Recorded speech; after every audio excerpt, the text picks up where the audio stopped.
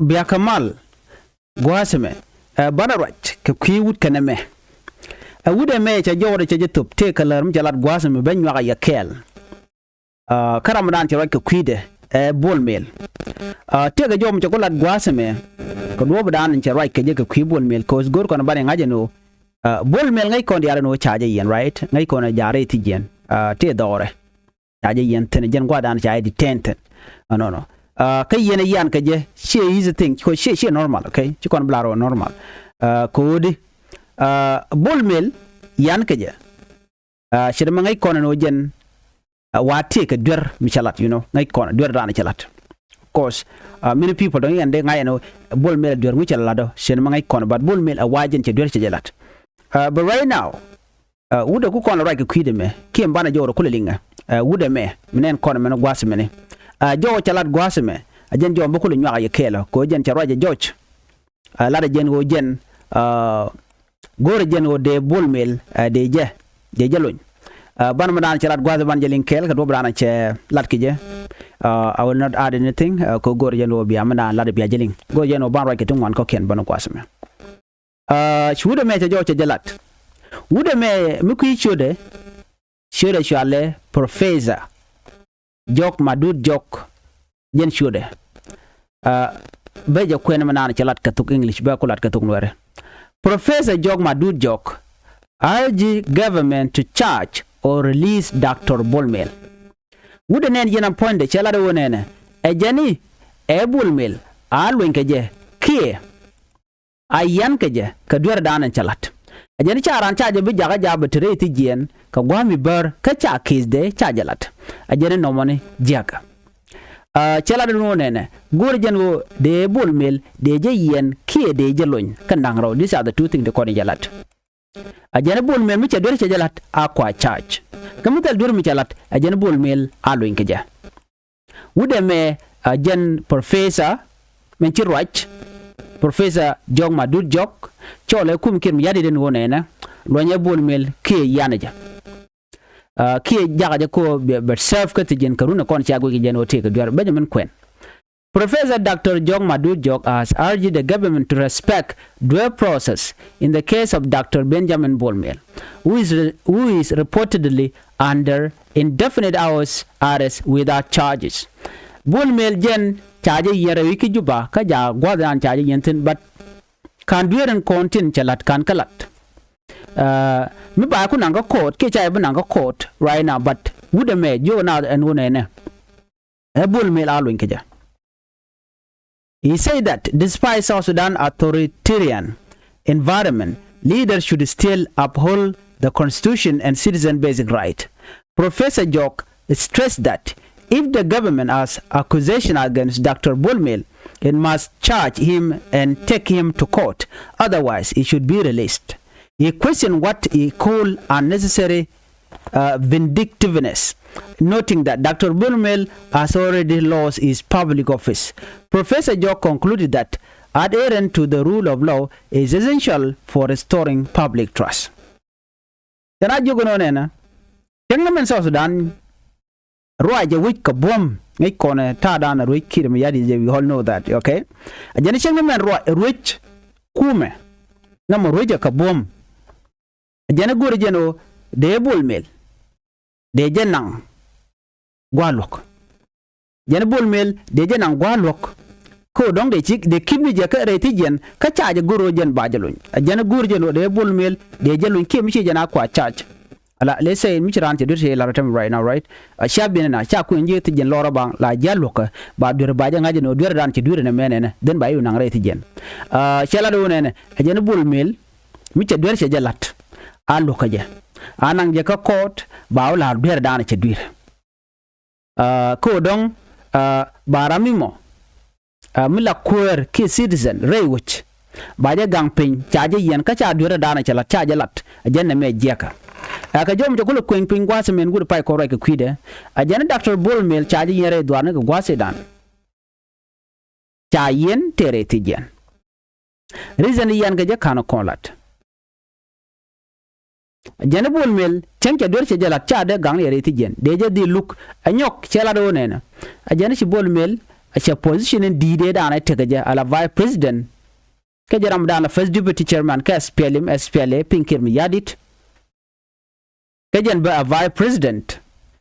chal rang da cha le put ka general la full general cha nang na ka private a jane she public position da na kwa lot ke je jalo so ku mo jane de wuri chal ka bon melene deja de lonki deja yen mi te ga dur mi chaje ga dano ba je keep ka detention gwan mi chaje lukten cha jo mo cha jalat right now. So what do you think guji yede ka ku bol mel der te gwadam tetin a chaje luk wal deja luk en jo wut kana me mna professor ka mi chala da ni tam guji yede der la chuon ko jen der kir mi yadit government der jogo no bol mel alo nga ja ki jen a trade jen ko te right now cha yen la thok te re ka ju te re ka juba gwan ma cha ja luntin te la gwa witin tan yen gwa kel chirka tai da ne cha da kuma cha yen of course jen the same thing, the same scenario. So right now again shanen gwasame and wo kwar tin kon re juba la ja yen ka bi power bi je abuse ka tam je then after that boy end up workje. So na me da la chum ke kamana na chala da no bol mel a lon ka je ki akwa cha ba je yen ko jen rami mo mi che duer chagalat ko me yan ka bol mel dio jangai kon diale bol mel cha yen loro bang bol mel yan ka je ko jen che yo chaga cham billion US dollar to rior ka corruption yen ba cha ja sanction ji United Nation ka te je te kon e chalat por je ga cha kam me dana kid mi yadit you know and wo be cha ba galat infrastructure ba galat but it done zero work tel mi chalat. So right now ne tine kene kono ka bul min kwa lar no de jelun ko ku kana support so jo me de yen linga ku bol mel no bol me right now chira mi mo mi cha na lun ke ba lun but not yet tel mi cha na lat so there we ka ye de yen jo me de yen lingwas mene wana kalar de ne me right now ban right check ku taban deng guy. Okay, we all know taban deng guy jen the first vice president re which ka so Sudan ban right ku de kata dan and chui Nuer pinja kaje because jo ban jelin kel cause very important kalyangten konde kon lingwas mene. Okay, gor jen koran palping kalyangde kata dan dong te taban deng guy ti kaje re wike juba kan ta dan changan Nuer kaje mi changan Nuer gwa ke changa kaje ban jelin ge report and why it is very important wo jen dare shuko dare ka nyoko mi guje ka nyoko do ba dan dong chui Nuer pinja. Okay, ko ngaje gwano taban deng guy right now te ramet ken ko tilade let's say chicken chat ka do dan dong de Nuer de ko nyap ka je ler ne nyinka no ban right gwas me ka tin content work. Okay, an wale chan right ka kwita taban deng guy netin wan kan Nuer la taken taban deng guy la dengo amu de taban deng guy lat ko den Nuer de ka go ke den Nuer der ka ganga de la Nuer community worldwide amu bit ka ja right now ko ti dial token liu Nuer charot amu bit ka jama ka gwan me bar shu na telam la de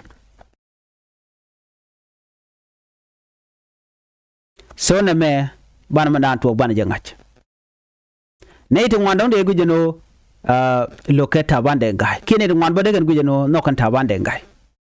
ban me ban right ko kwar la de ngumi jin kwar cha je kwan la dungu your responsibility ngu kama de la ne ko ngu ke men de jin no ko ja ko jina cha ji bilar ji bang jin kwar ka tele mu gwam gi kamela de ne ko en bi angaj bono ne na Nuer no kan ilu no kana goro bu right ke shodu ko gor kan bro de ger ade lar chere ka ban tam mi de shek mi la tishru de lot la shek mi la ja lu ka jo shang ba jo jina mi la de mo shego aje ka long please gor no bro de ger we ro de kataton do ba dana lu ka jamo gor ga jeno jen ba jenyare dwara mo cha mal yen tin che mal dakten ban mi shek mi la tishru de lot ka bi na lam je ma che ba na bet le gwani shanga dana baje wike je baje daga je chora yen ta dana tin so taban deng guy netin one we can know a good leader taban deng guy take power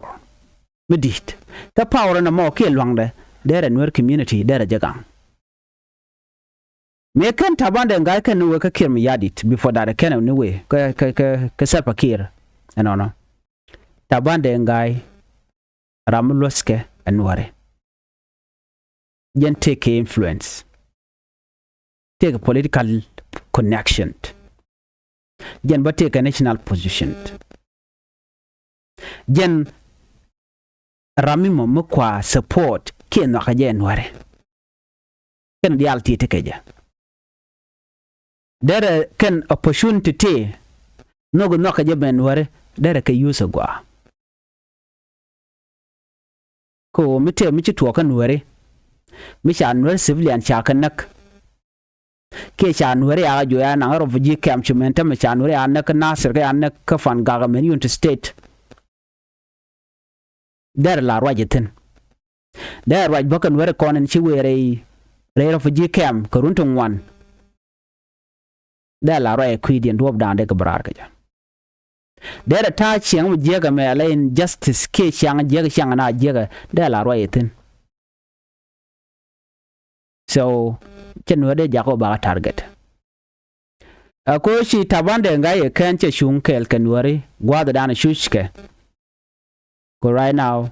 ngai kono kon lat ko ren doran chi kon ka mushu Nuer manta mata ban take a different path.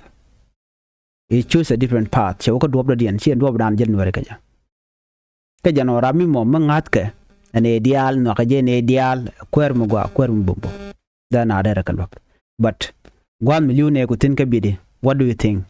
ne ko ngu be kana choice liun Nuer ke pin lo nyirem ken telam latke ken kwarkon that do nothing especially ka jar wona me 2025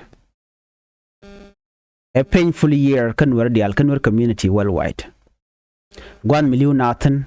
urna na chiang tawna rodi re rom ko chana banak helicopter wiene dial no lokane bita bande ngai ko juba kwermugwa chebebet gwa mishu negatin ala silent is not neutral she neutrality michi bet chanyon jeno jin iti kuje ngwane jan silent but they love message but sometime ano bira michi tabande ngai jen chero ikata dan shu Nuer keje what do you think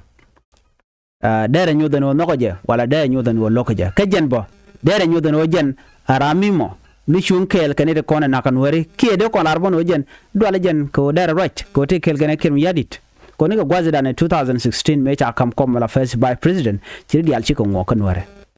ya kom di teje position mi dit ko first by president a very big deal ko jen position da anti Dr. Machatan mecha Dr. Machar chai blare ke 2018 and then changod bateten kana wuch ramen mom no ken Nuer ka bangod ba bida kwere wo benega baka ga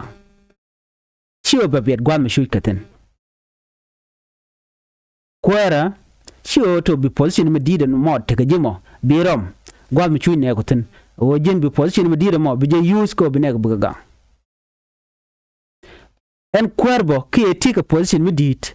no chiwo jin bi tiega lon karama dana negne to chiwo bi tiega kin mi yadit ko take power leadership point ba de ko larno shi o tika title ba cholo jin kwere menena jin commander jin deputy jin vice president ke tika position mi chijen kwere point o benega baka gang beneka baka gang menel ko na shoot point den baka lok ka shar kana roch ka ba tok ba jala lar mi gwejen o te mi nyana ke te mi gwejen o jek me dwala ka jemo no bora ka je dante ka chongo dara jalat ko chan be ke boko me dong tire ka ti wena mo ka guje tire teten den ta ji be bel ka ja misile nan te ga dong me go dong dwala ke dong te mi guje golka okay ban mo ra na ci jawra ci kap nyal rete kon la de bay dil jek ka so amu chol ne dial tabande ngai ho janna kwermo go chol ken o tabande ngai a good leader tabande ngai gwa no der na der karwach so ngum chalat kan Nuer community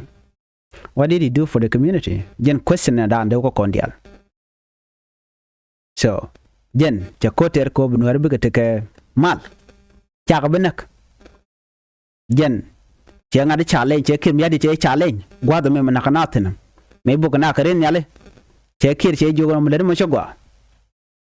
jen che roi kanedin di ala konen chajo den chaja ling ne konen chenkar buji kam do badana joye ka je re dor ken jen che position dan te ka je che je use ko cha nuer cha benek ko bene to bu jogo no chwana me chwajelet ko ne wana ke villager by the way jiwich che ne de trek te na da wich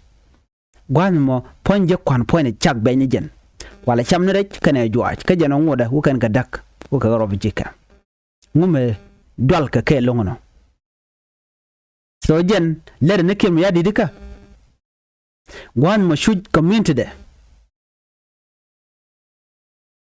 la kwara chiwo be power be je use against his own people o bene ka baka lwak baka wo ka jak mutwok kwerbo che gwano jenbo ba je luk ka power dan te je gwan mo bide cause right now la lar kan one na ki ngai kon diale rama cha mo ka position mo ye je lor bang je ka ku community ka da ban mi bi community do bi je ko log jor lugu no der ka lwak so what do you think so na me shi mo gwa nuere gur kan leader mo gwa ko right now ci kon dial chananin ka ta dan len ngaru din gija nuer bum ke long kanere bom shikan ko rin wani gan gatar ka shikan survive tin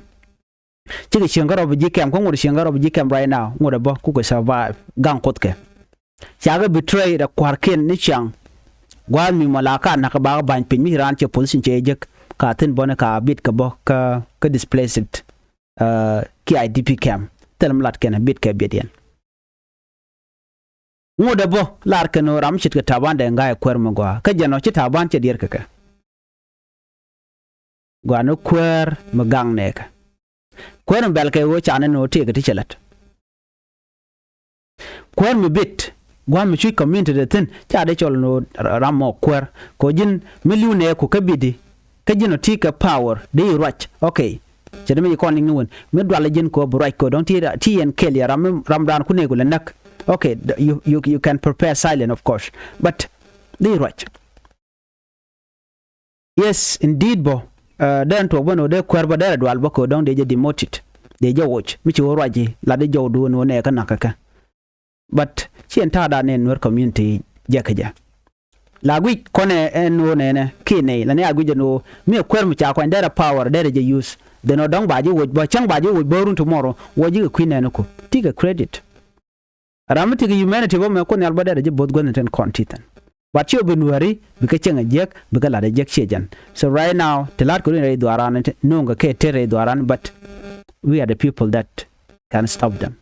they gonna capture kaptana ka chong goro kondial bu kon kwar kon jogono mi le jena mo chegwa jega